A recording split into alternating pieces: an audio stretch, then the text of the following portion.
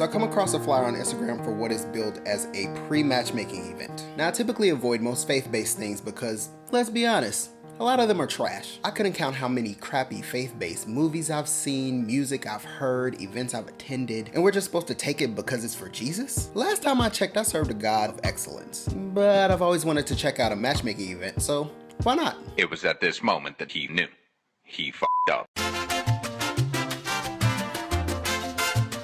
The description on the purchase page was like catnip for introverts like me. Basically, I fill out a questionnaire and their tested algorithms are supposed to match me with several women. Now, I've avoided dating in LA mostly because the scene is so vapid, where it has less to do with who you are as a person and more to do with what you can do for that other person. Yet, in the spirit of stepping out on faith and against my better judgment, I bought a ticket. The next day I get this questionnaire, which is really just a personality assessment quiz, with one page asking about me and another 37 pages of redundant questions seemingly ripped from a free online quiz. I don't even think it asked me for my age. I immediately regret this decision.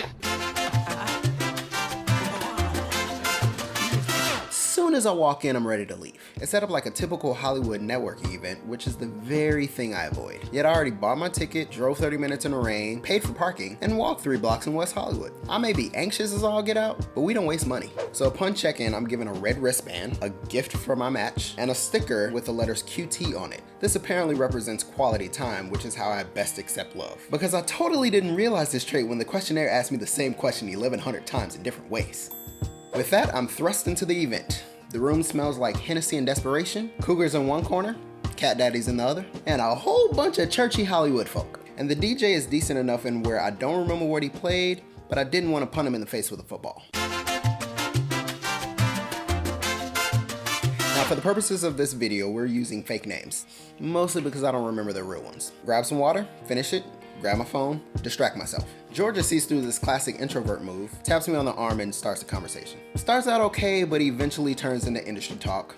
'Tis to be expected. Melissa, the event organizer, introduces herself over a fuzzy PA system and explains that you best get along with someone with the same color wristband as you. So I look at my red wristband, look at Georgia's purple wristband, then I turn to see Raven and her yellow wristband, who then looks at me up and down and rolls her eyes. Now I jokingly acted offended because she wasn't my type at all, but she responded with something to the effect of, "You're a little nasty," and turns back around. Bye, Felicia. Melissa then tells us that the gifts we were given at check-in are to be given to someone with the same color wristband as you. And with that, I bid adieu to Georgia and start scanning the room again. Meet eyes with Jennifer, who is laughing at my struggle. So we start a conversation and it's a bit more fluid, but there really wasn't any attraction there. Plus her wristband didn't match mine either, so we parted ways after a few minutes. I turn to walk away and I nearly collide with Vivian, who also seems to be out of her element. Her wristband wasn't red either, but she was gorgeous, so I made the leap for both of us and started the conversation. She noticed my analytical nature, and we bonded over our love of worship music and our disdain for events like this. Now in hindsight, I should have got our information before we parted ways, but at this point, I'm completely overwhelmed with everything that's going on, while simultaneously trying to follow the rules and find a girl with a red wristband. Yo, I don't know what to do. My whole brain is crying. Guys! So after that interaction, I try to squeeze through the chunks of people in this crowded venue, and while avoiding eye contact with the cougars ready to pounce, I realized something. I was literally in my nightmare. I had never wanted something to be over so badly. Keep in mind, we're only 40 minutes in. So I get back to the bar and I see Jasmine. She looks a little familiar, but I'm not sure where, so I approach her with a "where do I know you from" angle. We figure it out, and I notice she has a red wristband.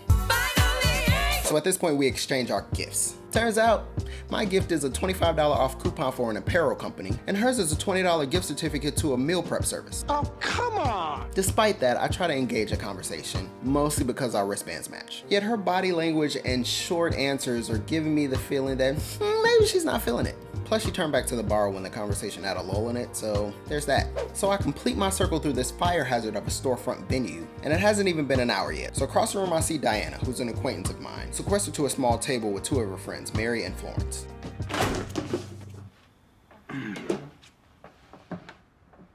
What are we talking about? Now, while Diana's wristband matches mine, we are super platonic. The other 2 ladies' wristbands didn't match mine either, but we still chatted for a few minutes. At this point, my mind is already back at home eating snacks, so I just charged it to the game, took the loss, and made my exit. You know what? He just left.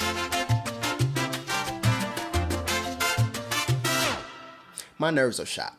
A part of me wants a fifth of Hennessy and I don't even drink. This isn't meant to knock the event's organizers, as I'm sure there were love connections made that night, but at the end of the day, I was misled on what the event actually was. I signed up for a pre-matchmaking event and got a singles mixer. To an introvert, the difference is night and day. Let me put it in fat kid terms. If you sell me a ticket to a steak dinner, I'm gonna be really mad if I show up and you give me smoked salmon. Yeah, both are similar in price and popularity, but one, I don't like seafood, and two, my mind and my heart were set on steak. You know what? I am gonna have that third steak after all.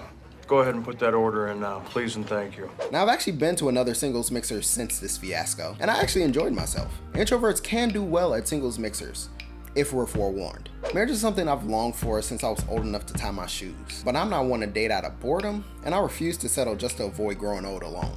Where does that leave me in the topic of dating in LA? I'm not entirely sure at this point, but it's gonna be an interesting ride.